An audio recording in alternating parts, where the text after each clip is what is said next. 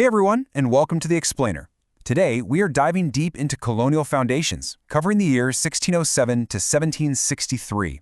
If you've got a Unit 1 exam coming up, well, consider this your ultimate guided review. We're going to break down everything you need to know efficiently, and honestly, we're going to connect the dots on all these major concepts, so you can walk into that test feeling absolutely completely prepared. Let's get right into it. Here is our roadmap for today's review. We'll be covering 1. Essential colonial vocabulary. 2. Geography shapes regional economies. 3. Trade, mercantilism, and labor. 4. Early colonial self-government. And 5. Forging an American identity. Okay, let's dive into this, starting right off with Section 1, Essential Colonial Vocabulary, where we're basically laying the ground rules. All right, so the colonial era spans from 1607 to 1763.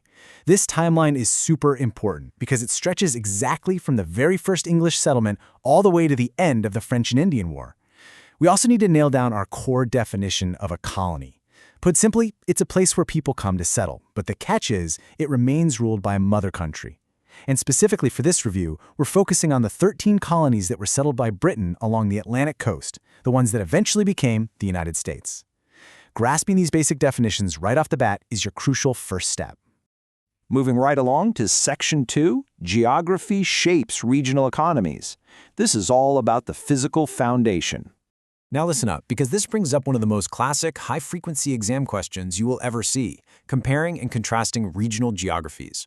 Up in the New England colonies, the soil was incredibly rocky. Honestly, you were almost better off farming stones than wheat, but they did have these massively abundant forests. That physical reality forced their economy into smaller-scale farming, fishing, shipbuilding, and trade. Now contrast that directly with the southern colonies. Down there, the environment offered amazingly fertile soil and really long growing seasons. That geography directly caused the development of huge plantation economies, which tragically became heavily reliant on enslaved labor.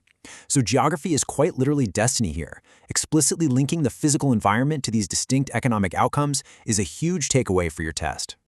But, we absolutely can't forget the middle child. The middle colonies essentially blended the characteristics of both the North and the South. They acted as this vital economic and cultural bridge, and because they sat in this geographic middle ground, they developed much more diverse economies and far more diverse populations than either of the other two regions. So we've got the geography down. Let's hit Section 3, Trade, Mercantilism, and Labor, to see how these networks functioned. Now, what's really interesting about this era is a concept called mercantilism. Seriously, memorize this word. It was the dominant British policy and the true economic engine of the time. The whole rule was surprisingly simple, though they enforced it fiercely. The colonies existed for one reason: to benefit the mother country. The setup was that the colonies produced the raw materials, they shipped them off to Britain, and then they are basically forced to buy back the finished manufactured goods. It was this highly structured, closed-loop system designed entirely just to make Britain ridiculously wealthy.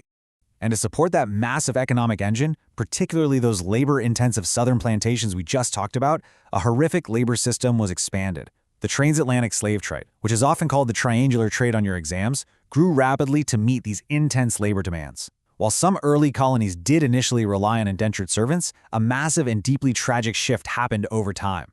African slavery became a permanent, hereditary institution, especially down south.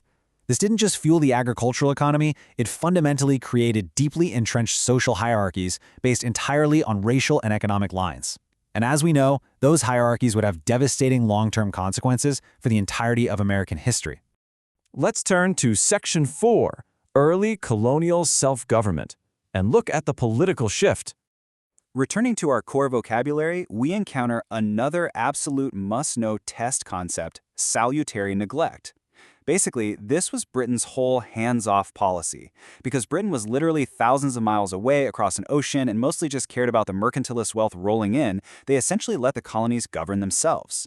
This neglect was quote-unquote salutary or beneficial because it birthed early democratic and representative self-government.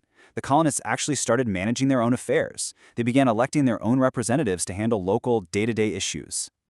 But it's important to remember, these colonists didn't just invent democratic ideas out of thin air, right? Their new local self-governments were deeply influenced by historic British traditions, specifically things like the Magna Carta. Even more importantly, though, they were fueled by the Enlightenment. Think of the Enlightenment as this radical mindset shift that was sweeping across the ocean. It brought bold concepts to life, like natural rights, and this incredibly radical belief that a government must actually be accountable to its people, not just blindly loyal to a king. So the crucial point is, when your test asks you for a specific evidence of early democracy, there are three go-to answers you are definitely going to want to have in your back pocket. First, you have the Mayflower Compact, which totally set the precedent for self-rule and majority agreement. Second, you have New England town meetings, which was basically direct democracy in action on a local level. And third, you have the Virginia House of Burgesses, standing as the very first legislative assembly in the American colonies. These are your highly specific, testable examples proving that the colonies were already practicing self-rule way before the American Revolution even kicked off. And, just as their economies and their local governments varied so much, so did their overall culture, particularly when it came to religion. While some colonies, notably Pennsylvania, actively embraced religious tolerance and diversity, others took the exact opposite route. Many maintained incredibly strict religious conformity, where you literally had to belong to the established church if you wanted to fully participate in colonial society. All right, bringing it all together now with Section 5, Forging an American Identity. So, we've seen how wildly different these 13 colonies were in their geography, their economies, and their religion. But despite those vast regional differences, they actually began sharing common experiences that slowly started binding them together. They were all dealing with booming, rapidly growing populations. They all felt the heavy, restrictive hand of economic competition under those British mercantilist policies. And, crucially, they all experienced really complex cultural exchanges, as well as rising tensions and frequent, violent conflicts with Native American peoples. These shared, overarching challenges laid the vital groundwork for a completely unique, unified American identity, one that was emerging long before the idea of independence was ever actually on the table. So what does this all mean for us? How did these fiercely distinct regional economies and these early, successful little experiments in democracy actually set the stage for a united revolution against the greatest empire on Earth?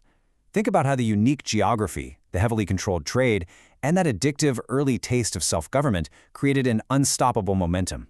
Keep those connections in mind, and you are going to absolutely crush your exam. Thanks for joining this explainer, and good luck.